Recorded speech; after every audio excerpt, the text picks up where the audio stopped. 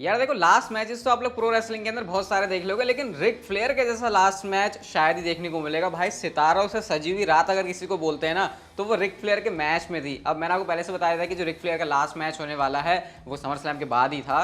Ric Flair के साथ Andrade थे और साथ में उनके अगेंस्ट में जेफ जैरेट और जे लीथल, ये टैग टीम वाला मैच था। और इस मैच के अंदर रिक फ्लेयर ने यार मतलब इस एज के अंदर जो उन्होंने बम्प, मतलब ऑब्वियसली आप उस मैच को देखोगे तो ये नहीं कह सकते कि भाई क्या मैच था, मजा आ गया। लेकिन आप ये सोचो भाई, इतना बूढ़ा कोई आदमी रेसल कर रहा है, चल फिर रहा है, मतलब अगर कोई बूढ़ा आदमी दौड़ते हुए भी नजर आ जाए तो आज के टाइम में तो वो हमारे लिए शॉकिंग होना चाहिए। लेकिन उस टाइम में रिक फ्लेयर ने आज जो किया है, मतलब खून वून वगैरह भी उनका निकल रहा है, इसके अलावा वो बम्प्स ले रहे हैं, अपने मूव परफॉर्म कर रहे हैं, सबमिशन मूव। यार मतलब इससे पता चलता है कि वो बंदा रेसलिंग के लिए कितना ज़्यादा दीवाना हुआ करता होगा। इवन अब भी है, लेकिन अब वो रिटायर हो चुके हैं मैच के अंदर। कुछ अच्छे सीक्वेंसेस भी इसमें डाले थे, जैसे कि वो गिटार शॉट लगाना जो जेफ जैरेट लगा रहे होते हैं रिक फ्लेयर के ऊपर, लेकिन एंड्राडे की हेल्प से जो है वो जे लीथल के ऊपर ही लग जाता है। और क्योंकि लास्ट मैच था तो ऑब्वियसली यहाँ पर विक्ट्री रिक फ्लेयर की होती है। अंडरटेकर जैसा बंदा अगर रिंग साइड पर आपको चीयर करने के लिए मौजूद हो तो इससे ज़्यादा मुझे और बताने की जरूरत नहीं कि ये जो रात वो है वो किस तरीके से सितारों से पूरी सजी हुई थी। जो रिक फ्लेयर की लाइफ में लोग वैल्यू करते थे, जो आ सकते थे, सब यहाँ पर सितारों का जो है क्या बोलते हैं तांता लगा हुआ था, वैसा सीन था यहाँ पे। और प्रो रेसलिंग वर्ल्ड ने इस पर रिएक्ट भी किया है। मतलब ये पूरा एक फेस्टिवल टाइप का सेलिब्रेट हो रहा था कि रिक फ्लेयर का आखिरी मैच है, बंदे को लड़ना है तो चलो सब उसको सपोर्ट करने के लिए आते हैं, फिर चाहे इन पर्सन आके सपोर्ट करना हो या फिर ट्विटर के ऊपर उनको अप्रिशिएट करना हो। तो खून वगैरह भी हुआ उनको काफ़ी। इवन कुछ मौके तो ऐसे भी लगे थे मैच में देखते हुए कि शायद रिक फ्लेयर की सांस सब रुक जाएंगी यहाँ पे, मतलब जिस तरीके से वो हाँफ रहे थे। ऑब्वियसली बहुत मुश्किल होता है इस एज में, लेकिन मानना पड़ेगा रिक फ्लेयर को, बंदा रेसल करके गया अपने लास्ट मैच। बैकी लिंच का कैरेक्टर अब ऑफिशियली चेंज हो गया, आप लोग इस बात को मान सकते हो। सबसे पहले तो बैकी लिंच ने ये वाला ट्वीट किया जहां पर वो बियांका ब्लेयर को हक जब कर रही थी समर स्लैम के ना, तो वाली पिक्चर है। बैकी लिंच यहाँ पे बोल रही है कि जो बियांका ब्लेयर अपने बारे में सारी बातें करती है वो एक्चुअल में वही है। द EST और बियांका ब्लेयर को उन्होंने टैग किया हुआ है। इवन अगर आप यहाँ पे नोटिस करोगे तो उन्होंने जो अपना नेम है ट्विटर के ऊपर उसको द मैन में बदल लिया है। तो ये जो उनका पुराना वाला पहले कैरेक्टर नहीं था जहां पर वही फेस होती थी, वैसा अब WWE उनको बुक करेगी। और रिपोर्ट्स तो ये भी आ रही थी कि अगर ट्रिपल एच पावर में ना आते तो फिर बैकी लिंच का वही वाला जो बिग टाइम बैक्स वाला गिमिक है वही चलता है, क्योंकि विंस मैकमैन को वो पसंद आ रहा था। तो इमीडिएट जो चेंज हमको ट्रिपल एच के आने से देखने को मिला वो ये भी है कि बैकी लिंच का कैरेक्टर उन्होंने चेंज कर दिया। चेंज तो हमको वैसे समर स्लैम के अंदर भी देखने को मिला था जब बेली आई, लेकिन अकेले नहीं आई, साथ में ईओ स्काई उनके आई, जो उनका नाम चेंज हो गया ईओ शिराई से, और साथ में ढेकोटा का आई। अब इस फैक्शन का नेम शायद रिवील कर दिया है बेली ने। आप देख सकते हो इस फोटो को उन्होंने पोस्ट किया और साथ में उन्होंने कैप्शन लिखा हुआ है कंट्रोल। इवन उन्होंने एक अलग से ट्वीट भी लिखा जहां पर वो थोड़ा सा ये पढ़ने में मतलब समझ के थोड़ा बाहर लग सकता है, लेकिन वो लिख रही है this is a story about control, my control of what I से, control of what I do, and this time I am gonna do it my way. I hope you enjoy this as much as I do. Are we ready? I am. मतलब वो तो बता रहे हैं कि वो ready हैं और वो अब सारी चीज़ें अपने हिसाब से करना चाहती हैं। तो जिस तरीके से हाइप कर रही हैं अपने इस नए कैरेक्टर को बेली या फिर अपनी इस फैक्शन को, आई थिंक बहुत इंटरेस्टिंग चीज़ें होने वाली हैं यहाँ पे। और स्पेशली ट्रिपल एच के हाथ में पावर है तो कमाल यहाँ पे एक्सपेक्टेड है पूरा। समर स्लैम के अंदर हमको केविन ओवेंस का वीडियो पैकेज भी देखने को मिला था, अगर आपने नोटिस किया होगा तो, और वो काफी रैंडम सा था। वैसे अकेले केविन ओवेंस का नहीं था, शार्लेट फेयर का भी था। अब यूजुअली ऐसा होता नहीं है, आपने देखा होगा कि जब कोई सुपरस्टार है तो रिटर्न करने वाला होता है तब उसके ऐसे पैकेजेस दिखाते हैं, लेकिन केविन ओवेंस के बारे में आगे ना पीछे कोई बात हो रही है, अचानक से उनका जो पैकेज है वो ड्रॉप हो जाता है समर स्लैम के अंदर। तो ऐसे में जो स्पेकुलेशन है वो ये है कि क्योंकि ट्रिपल एच को केविन ओवेंस बड़े पसंद आते हैं। आपको याद होगा जो यूनिवर्सल चैंपियनशिप की विक्ट्री हुई थी केविन ओवेंस की, वो याद करते ही मुझे तो केविन ओवेंस के एक्सप्रेशन याद आते हैं भाई, जो शॉकिंग वाले उन्होंने एक्सप्रेशन दिए थे। मतलब लिटरली बंदे को देख के लग रहा था कि वो शॉक में है कि उसके पास यूनिवर्सल चैंपियनशिप है। तो उस मूवमेंट से हमको यही पता है कि ट्रिपल एच को केविन ओवेंस काफी पसंद है। तो अब यहाँ से आप उम्मीद कर सकते हैं कि जो गाड़ी ट्रैक पे नहीं चल रही थी केविन ओवेंस की, अब वो ट्रिपल एच के कंट्रोल में आने के बाद से चल पड़ेगी। एंड केविन ओवेंस के फैंस के लिए तो डेफिनेटली काफी ज्यादा खुश होने वाली बात है।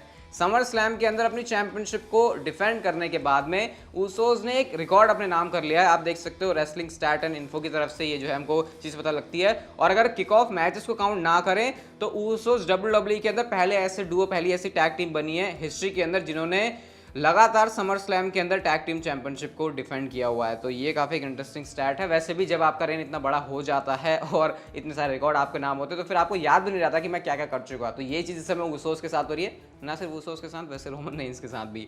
समर स्लैम की Roman Reigns and Brock Lesnar की मैच की स्टार्टिंग में जब ब्रॉक लेसनर ने एक छोटा सा प्रोमो कट किया था अपने आप को इंट्रोड्यूस करते हुए, तो वहां पर एक इंटरेस्टिंग चीज थी जो कि शायद उनको WWE के कैमरा से नहीं दिखी, लेकिन अब जब मैच हो गया ट्विटर पर ये वीडियो बहुत जबरदस्त तरीके से वायरल हो रही है। यहाँ पे बात हो रही है रोमन रेंस के माइक को इतना स्मूथ तरीके से पकड़ने की। वैसे हम जब माइक स्किल्स की बात करते हैं तो ये कहते हैं कि हाँ बोलने में कौन अच्छा माइक के ऊपर, लेकिन यहाँ पर रोमन रेंस ने अलग वाली माइक स्किल्स भी दिखा दी। जब ब्रॉक लेसनर ने ऐसे उनके ऊपर माइक फेंका तो उसको इतना स्मूथ तरीके से रोमन रेंस से पकड़ा, जैसे ऐसा लग रहा है कि भाई जैसे रोमन रेंस का तो ये बचपन से काम है, ये उनके पास एक अलग ही टैलेंट है। तो इसको भी फैंस ने नोटिस किया था कि देखो क्या रोमन रेंस ने मजे मजे में कितनी इंटरेस्टिंग चीज करी है। इवन ट्विटर के ऊपर इसको अटेंशन काफी ज्यादा मिल रही है, फैंस काफी ज्यादा से एंगेज हो रहे हैं। आपने क्या चीज नोटिस करी थी वैसे जब मैच चल रहा था? मेरी तो नजरें इसके ऊपर ही थी कि ट्रैक्टर क्या लेके आ गया ब्रॉक लेसनर, मैंने तो इसको नोटिस नहीं किया था। लेकिन हाँ अब जो है फैंस इसके बारे में बहुत ज्यादा बातें कर रहे हैं।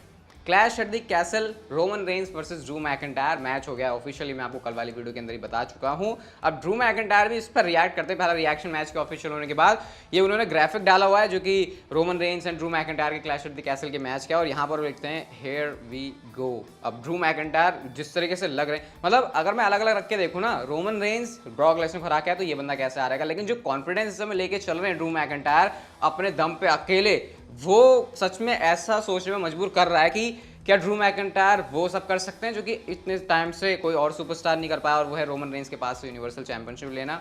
अभी जब इसका बिल्ड स्टार्ट होगा तो डेफिनेटली इस वाली फ्यूड को देखने में मजा आएगा। आई होप ये Roman Reigns and Brock Lesnar की बिल्ड की तरह ना हो, क्योंकि वो कैसा हुआ था वो आप लोगों को पता ही है। एक सवाल भी वैसे आप लोग मेरे से पूछ रहे थे, इवन थोड़ा सा कंफ्यूजिंग भी है, वैसे है नहीं इतना लेकिन लग सकता है काफी सारे लोगों को, कि थियरी आए थे समर स्लैम के मैच के अंदर, Roman Reigns and Brock Lesnar के मैच के अंदर, तो क्या उनका कैश इन हुआ? क्योंकि वो ब्रीफकेस लेके तो आए थे रेफरी के पास में। क्या इसको माना जाएगा कि ये थियरी का कैश इन फेल है?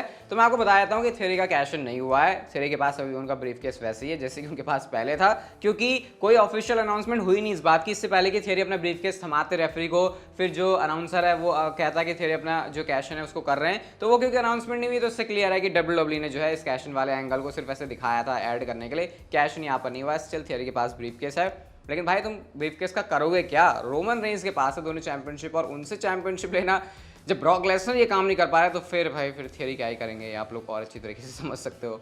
फिन बैलर के डीमन कैरेक्टर की बात करते हैं तो भाई जब से ट्रिपल एच वापस आए तो डीमन कैरेक्टर को लेकर और ज्यादा जो बातें वो उठने लगी हैं, और ये सवाल सीधा फिन बैलर से ही पूछ लिया कि भाई तुम्हारा जो डीमन वाला कैरेक्टर है वो कब आ सकता है, या उसको लेकर क्या प्लान है। तो उन्होंने कहा देखो जो डीमन है उसका जो रिलेशन, ये वैसे उन्होंने समर स्लैम से पहले बोला था, उनका जो रिलेशनशिप है वो समर स्लैम के साथ अलग ही है डीमन वाला का, क्योंकि हमने इस इवेंट के अंदर उनको कंप्लीट करते हुए देखा है। उन्होंने ये भी कहा कि मैं इस कैरेक्टर को पसंद करता हूँ, और जो मेन बात थी वो उन्होंने रिवील करी कि जजमेंट डे वाला जो सीन चल रहा है, जब इससे हम थोड़ा सा आगे निकल जाएंगे तो आपको जो डीमन बैलर है वो फिर से ट्रैक पे देखने को मिलेगा। मतलब कि आप एक्सपेक्ट कर सकते हो कि कुछ टाइम में शायद अब ये डीमन जो कैरेक्टर है वो आ जाए और स्ट्रॉन्ग वे में, क्योंकि ट्रिपल एच को ये चीज़ काफ़ी पसंद आती है फिन बैलर की, और कंट्रोल में आने के बाद अब वो डेफिनेटली अपने हिसाब से तो करना चाहेंगे चीज़ें, और फिन बैलर भी काफ़ी क्रिएटिव है इस कैरेक्टर के साथ। तो फिन बैलर और डीमन बैलर दो अलग अलग पर्सोना, अगर ओवरऑल पुश मिल रहा है फिन बैलर को तो इसको देखने में बड़ा मजा आएगा।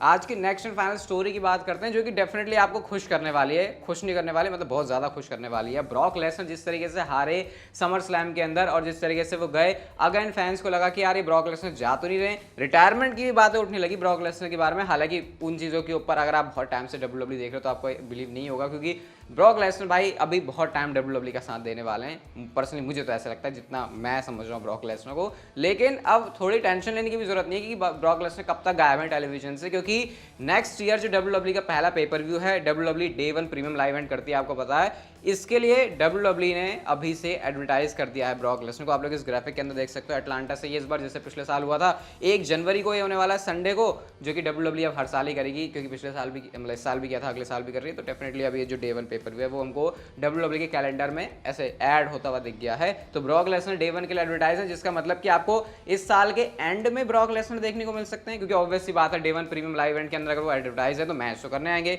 और मैच तो कोडी रोड जैसे करने नहीं आएंगे, क्योंकि मिस्ट्री बनाकर WWE उनको डाले, और क्योंकि ऑब्वियसली पहले से एडवर्टाइज है। तो फिर दिसंबर मंथ में आप एक्सपेक्ट कर सकते हो ब्रॉक लेसनर का रिटर्न। हो सकता है उससे पहले भी हो जाए, हो सकता है ब्रॉक लेसनर टाइम ऑफ ही ना ले, इसके भी चांसेस हैं। हालांकि टाइम ऑफ तो वो लेंगे मेरे ख्याल से कुछ महीने का, क्योंकि अब उनका आपको पता है शेड्यूल लाइट रहता है, बट दिसंबर मंथ में इस एडवर्टाइजमेंट के अकॉर्डिंग आपको ब्रॉक लेसनर देखने को मिल जाएंगे, which is very good news, क्योंकि बीस्ट इनकार्नेट फिर से हमको एंटरटेन करते हुए दिखाई देगा। बट आई होप इस बार अच्छी बुकिंग के साथ में एंड कुछ डोमिनेंट फैशन में भी अगर उनको दिखाएं तो फिर और भी चीज़ों को देखने में मजा आएगा। खैर आज की जो वीडियो थी यहीं तक की थी, अच्छी लगी तो like share subscribe notification bell को ऑन कर दो and see you guys in my next video.